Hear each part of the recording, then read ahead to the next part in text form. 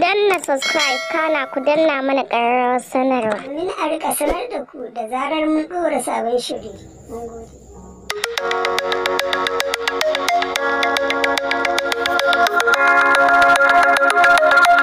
Barka da zuwa tashar Alehuz. Masu kallonmu da sauraronmu idan ba ku manta ba a satin da ya wuce ne jaruman Kano guda biyu suka yi wa juna mubaya'a.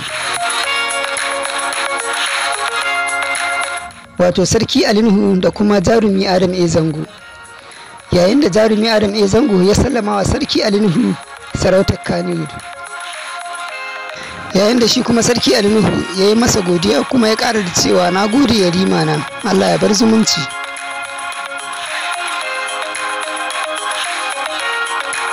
To shakuwa dai yana ƙara shakuwa inda ɗazu-ɗazun nan muka shiga shafin Ali Nuhu na Instagram inda muka ga ya saka hoton Adam A Zango tare da yi masa godiya akan ziyarar da ya kawo a shagon shi da yake sai da kaya, kana kuma ya sayayya a shagon. So mai kallo da kuma sauraron mu ba za mu ɓata lokaci ba, bari mu shiga cikin shafin kai tsaye kamar haka.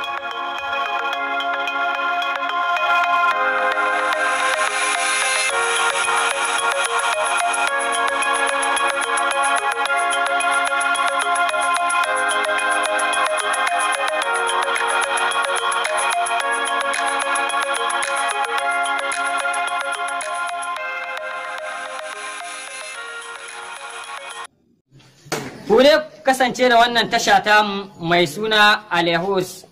Sannan kuma ku danna mana subscribe domin samun shirye-shiryen masu zuwa nan gaba.